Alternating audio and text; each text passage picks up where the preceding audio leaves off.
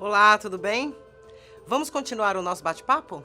Você deve lembrar que nós falamos aqui sobre o racismo estrutural e institucional e como as práticas discriminatórias se reproduzem em nosso cotidiano, ainda que de forma inconsciente. Quando falamos das instituições, nos referimos às escolas, aos governos e às entidades privadas. Dentro desse grupo, as empresas têm grande importância e não podem deixar de ser consideradas quando falamos de racismo. Vamos lembrar o seguinte: o racismo é relação de poder, o que faz das empresas um ambiente propício para práticas discriminatórias. A necessidade de organizar o trabalho, de estabelecer mecanismos de controle, de aumentar a produtividade, o estímulo à competição. Esses são fatores que fazem do ambiente empresarial propício para desencadear conflitos discriminatórios. Daí a necessidade das empresas criarem políticas internas de combate à discriminação e a base disso são as ações afirmativas.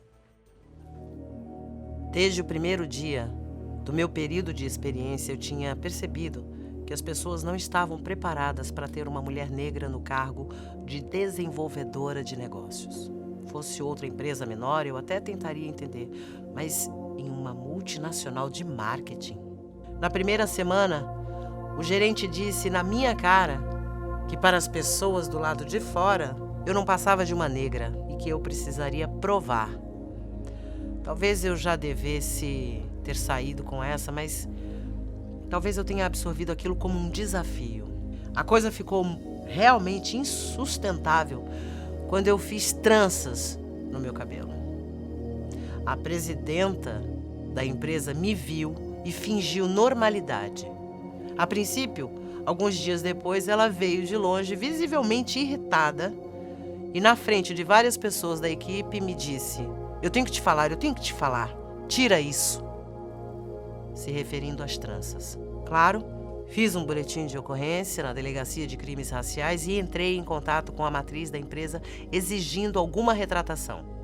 Mas nada aconteceu. Pouco tempo depois, fui chamada ao RH para receber a notícia de que meu contrato não seria efetivado devido à baixa produtividade. Mas eu sabia que era mentira. O mais absurdo foi que chamaram a segurança para me acompanhar até a saída da empresa. Para abordar o cenário nas empresas, precisamos observar alguns dados coletados pelo Instituto Locomotiva que mostram muito explicitamente a desigualdade racial. 46% dos trabalhadores brasileiros dizem ter pouca ou nenhuma diversidade de raça ou cor na empresa em que trabalham. No recorte da percepção dos trabalhadores negros, esse número salta para 68%. Negros ocupam mais posições precárias e com menor renda. Trabalhadores não negros ganham, em média, 76% a mais. Mesmo quando não tem ensino superior. Negros recebem salários menores, especialmente as mulheres.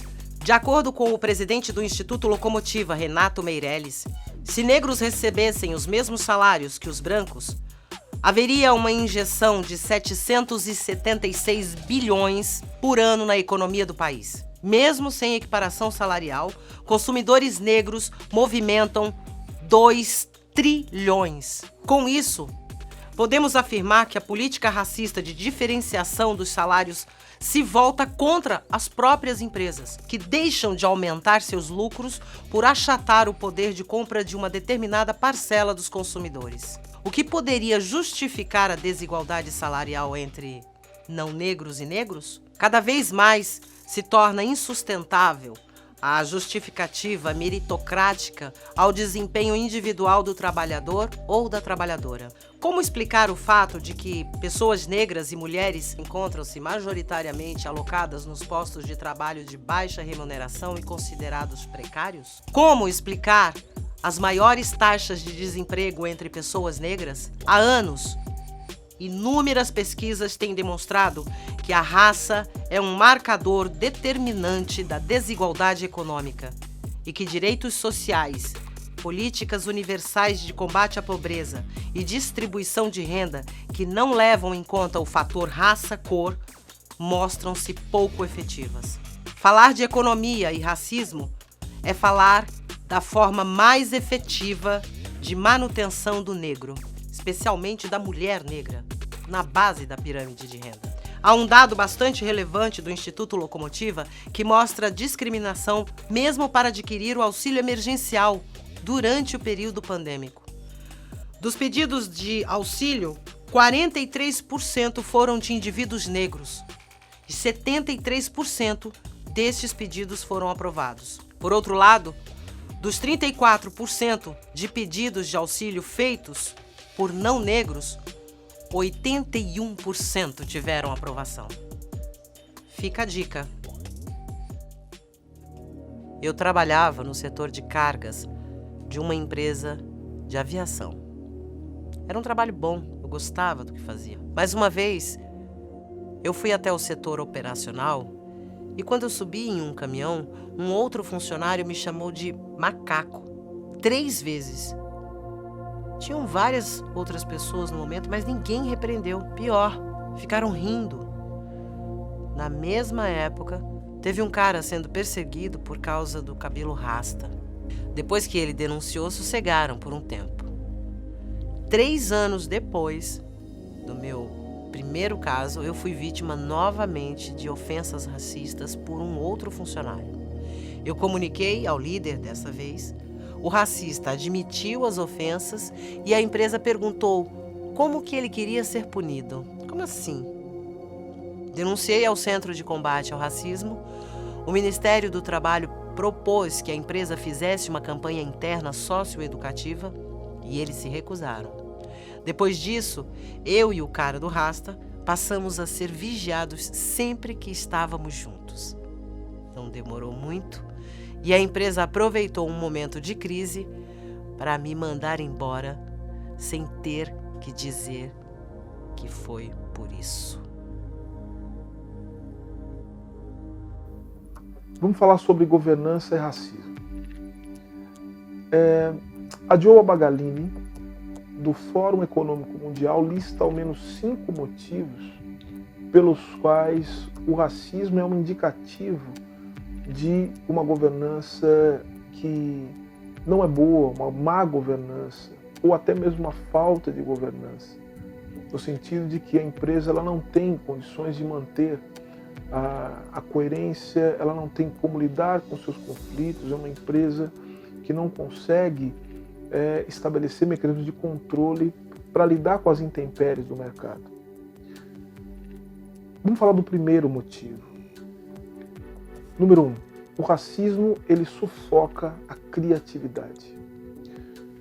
Ambientes psicologicamente seguros são ambientes em que os trabalhadores, as pessoas que se relacionam com a empresa, têm condições de apresentar boas ideias, têm condições de inovar, têm condições de contribuir para que a empresa possa se moldar a todas as transformações do mercado.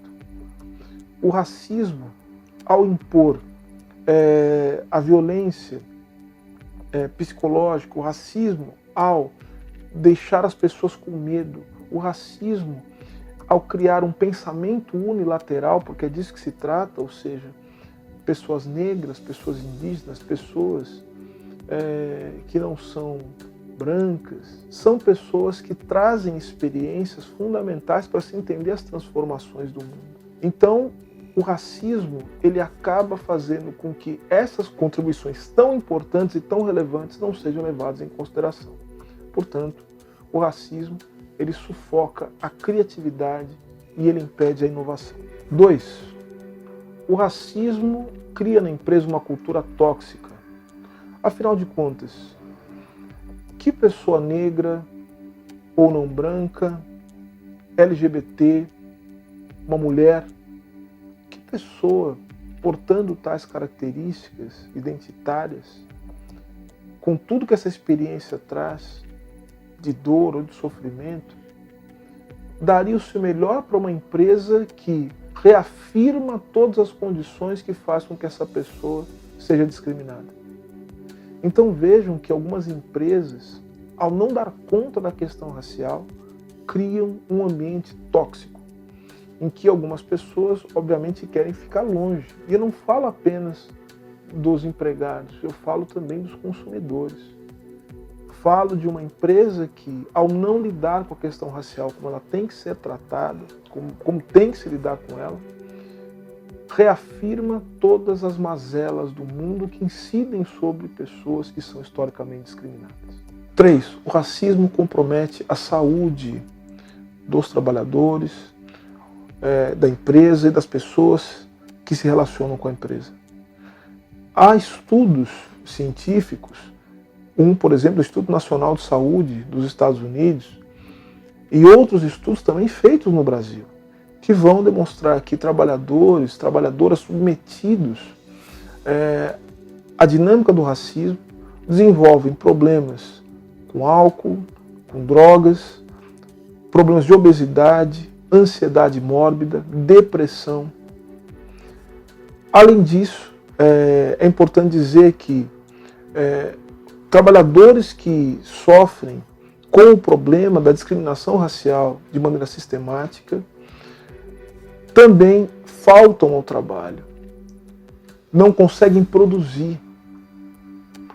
Portanto, o racismo é um problema de saúde, até porque é justamente nas relações de trabalho que os indivíduos têm a sua saúde comprometida. Então imagine, além de todo o estresse do trabalho, além de tudo que o trabalho implica, ter que lidar com o racismo. Portanto, o racismo ele é um problema de saúde. 4. O racismo afeta a imagem da empresa, junto aos consumidores, junto aos fornecedores, porque afinal de contas, quem gostaria de se relacionar com uma empresa que não tem respeito à vida das pessoas, que não respeita negros, mulheres, que não respeita pessoas LGBT, que não é digna com pessoas com deficiência? Há um estudo que demonstra que 70% das pessoas gostaria de se relacionar com empresas e trabalhar em empresas que têm políticas claras em relação à diversidade.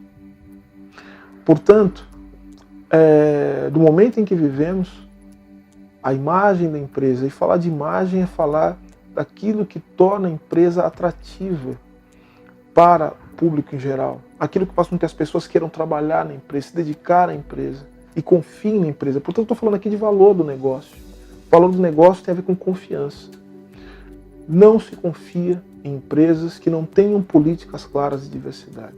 Acrescente-se a isso o fato de que empresas que não têm políticas de diversidade, nós já falamos disso aqui, são empresas que abrem espaço para que haja conflitos discriminatórios. E conflitos como esse se refletem não apenas na baixa produtividade do trabalho, que vai afetar o valor do negócio, mas há uma questão também mais objetiva, que é o seguinte: empresas que não lidam com a discriminação racial dentro do seu ambiente ficam expostas a ações judiciais. Ações judiciais que não só custam para a empresa em termos de imagem, mas podem custar para a empresa em termos de condenações, que vão se tornar cada vez mais frequentes, uma vez que a questão racial ela passa a ser um problema discutido e debatido e entrou na ordem do dia do mundo e especialmente do mundo econômico. 5. O racismo afasta os consumidores. Pesquisas feitas logo após o assassinato de George Floyd nos Estados Unidos demonstrou que 60% dos consumidores tomaria a decisão de consumir um produto ou se utilizar determinado serviço com base nas políticas antidiscriminatórias que as empresas teriam para com os consumidores, e não apenas para os consumidores, mas também para aqueles que se relacionavam diretamente na empresa na condição de empregados. Então vejam que esse número é muito revelador do como a questão racial, a questão da antidiscriminação se tornou algo fundamental para se pensar a economia e especialmente as empresas no mundo todo. Esse número de 60% ele sobe, segundo a pesquisa, para 70% quando se tratam de pessoas mais jovens, ou seja, pessoas que a pesquisa considerou entre 18 e 34 anos. A pergunta é, o que a gente tem que fazer? Tomar atitudes concretas. Tomar atitudes concretas não significa apenas em datas festivas, ou em datas comemorativas, ou em datas de reflexão sobre a questão racial importante para as minorias, para os grupos minoritários, fazer eventos na sua empresa. Não adianta fazer propagandas bonitas em datas específicas, ou colocar pessoas negras em cartazes ou indígenas para dizer que há diversidade. Não é disso que se trata. Se trata de tomar atitudes concretas. Se trata em colocar a questão racial, a inclusão e diversidade, e mais ainda, a antidiscriminação como parte da agenda corporativa. E quando digo isso, eu falo de governança, falo dos princípios da governança e como esses princípios, os principais deles, estão atravessados pela questão racial. Falo aqui de respeito à legalidade, Estado de Direito. Falo também da transparência. Não existe transparência quando não se tem políticas claras contra a discriminação racial. Estou falando aqui de accountability. Má tradução, porque é muito mais do que isso, é prestação de contas. É, portanto, falar para aqueles que a empresa pertence, mas falar à comunidade em geral, quais são as medidas que a empresa toma contra o racismo. Quer meu dinheiro? Quer que eu consuma? Mas não tem nenhuma política clara em relação às pessoas que comigo se parecem? Como a empresa trata as pessoas negras? Como trata as mulheres, as pessoas LGBT dentro da empresa? As pessoas têm condição de ascender? Esse problema é tratado? E também tem uma outra questão.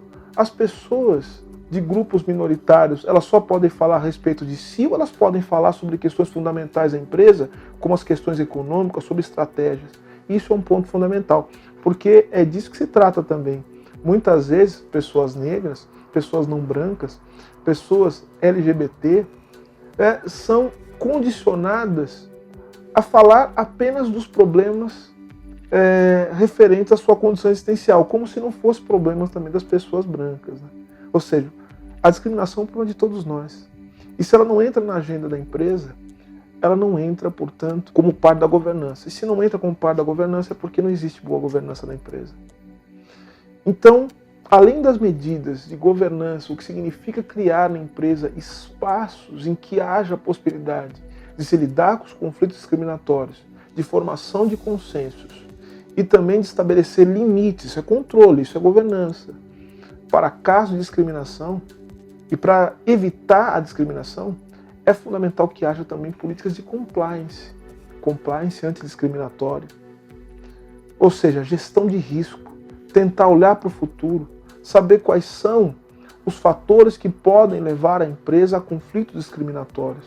É preciso adiantar jogadas, é preciso saber o que pode ou não acontecer num mundo de profunda instabilidade e que, como eu já disse, a questão racial é parte da estrutura social. Então, a questão que fica é o seguinte: o que você está fazendo para que a questão racial ela seja parte fundamental da governança da sua empresa? Como apontado anteriormente, indivíduos negros raramente ocupam cargos mais altos das empresas, independentemente do nível de capacitação do indivíduo. Ele está no fim da fila para ocupar a cadeira de quem toma decisões, assume riscos, comanda uma equipe e decide os rumos de uma grande empresa. No entanto, ele terá a preferência para ocupar vagas que exigem um menor nível de capacitação ou atividade braçal. Em 2019, apenas 5% dos cargos de liderança do Brasil eram ocupados por negros. Uma pesquisa do Instituto Locomotiva mostrou que a grande maioria dos brasileiros nunca teve um chefe negro. 66% dos entrevistados têm um branco na posição de superior direto onde trabalha. A única constante independente do cargo que ocupe será o tratamento discriminatório pela sua cor. Dentro do ambiente de trabalho, 36% dos brasileiros e 76% dos brasileiros negros dizem conhecer alguém que já tenha sofrido preconceito, discriminação ou algum tipo de humilhação e deboche por sua cor ou raça. E se essa discriminação se manifesta como uma política institucionalizada da empresa, se essa é a cultura da empresa, então ela vai percorrer dos altos escalões até a ponta, que vai lidar com o público e passando pela publicidade da marca. 5 em cada 10 pessoas negras já foram perseguidas por seguranças de lojas.